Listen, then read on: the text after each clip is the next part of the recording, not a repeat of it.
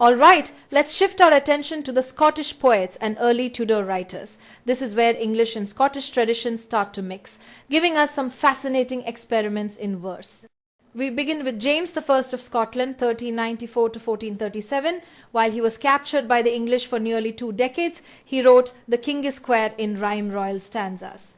Remember this title, The King is Quare, because it has been asked in your exam.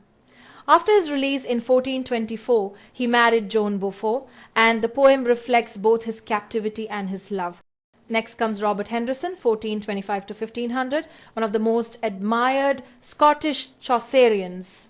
His works include Moral Fabilis of Aesope, The Testament of Cresseide, and Orpheus and Eurydice. And yes, Robert Henryson himself has been asked in exam. He is known for his moral allegories and skillful use of rhyme royal.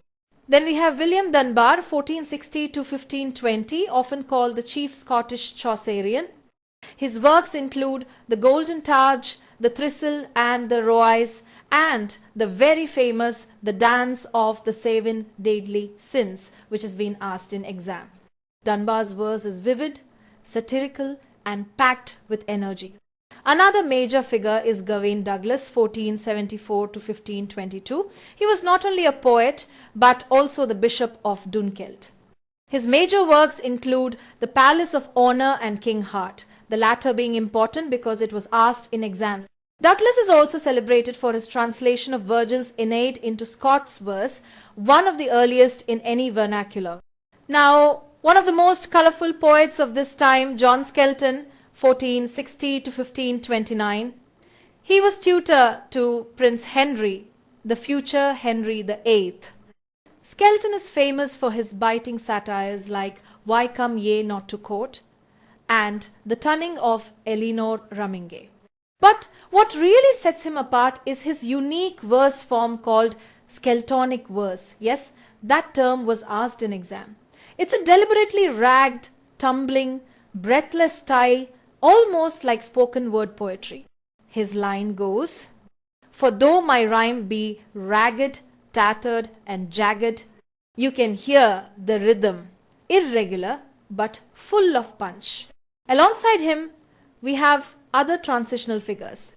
John Lydgate, 1370 to 1451, a friend of Chaucer but not quite his equal, wrote The Falls of Princes, The Story of Thebes, and the Temple of Glass, another one that's been asked in exam.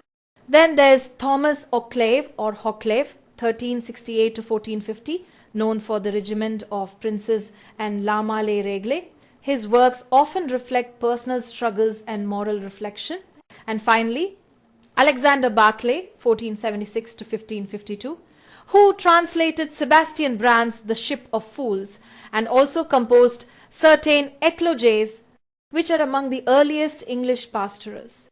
Together, these poets, Scottish Chaucerians like Henryson, Dunbar, Douglas, and English transitional writers like Skelton, Lydgate, and Hawes bridge the world of Chaucer and the Renaissance flowering that comes with Spenser.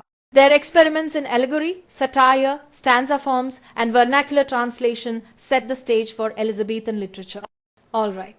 Let's now shift from poetry to prose writers of the late medieval and early Tudor period. And trust me, this section is full of names the examiners love to test. So listen closely. We begin with Reginald Pecock, 1395 to 1460. Born in Wales and educated at Oxford, Pecock was a clergyman who gained fame and notoriety for his writings. His major works include The Represser of Overmuch Blaming the Clergy, written in 1449, and The Book of Faith. Pecock is especially remembered for his fierce attack on the Lollards. But here's the twist, he himself was later convicted of heresy and had to publicly recant. What's distinctive about his prose is that he preferred plain English words rather than heavy Latin, which made his style stand out.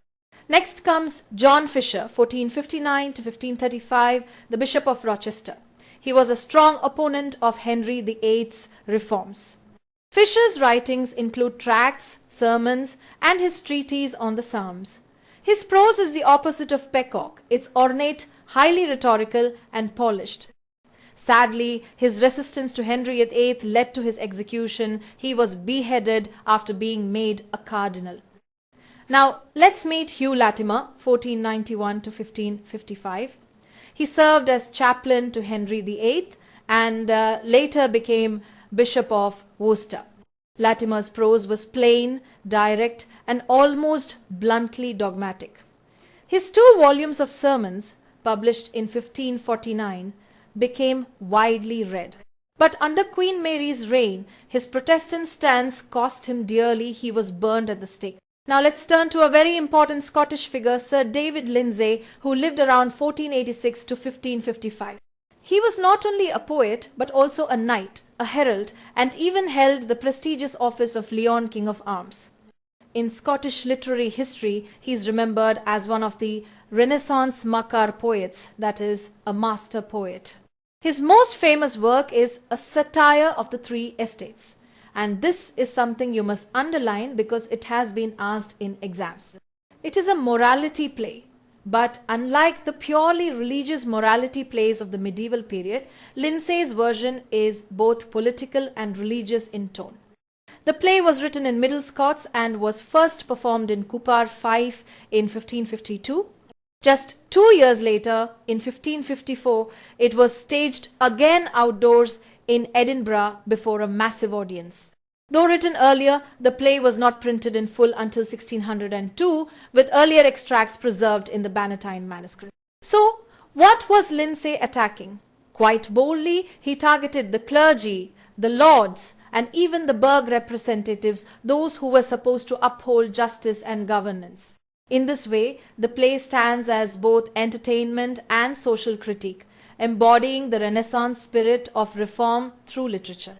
So, remember, A Satire of the Three Estates is a morality play, political and religious, written in Middle Scots and directly critiquing the ruling estates of Scotland.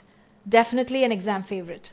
And finally, here's the name you should underline for the exam, William Caxton, 1422 to 1491. Yes, asked in exam, Caxton is celebrated as the first English printer.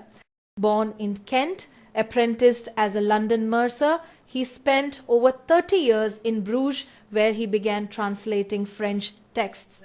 In Cologne, he learnt the art of printing. And in 1476, he established the first printing press in London near Westminster Abbey.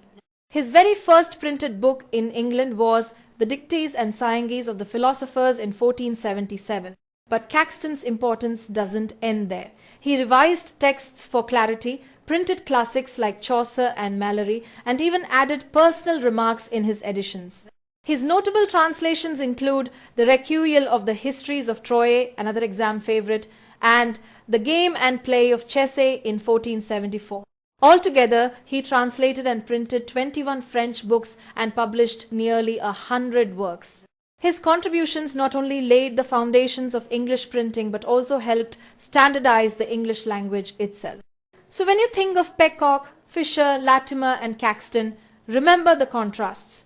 Pecock's plain English, Fisher's ornate rhetoric, Latimer's blunt sermons, and Caxton's revolutionary role in printing.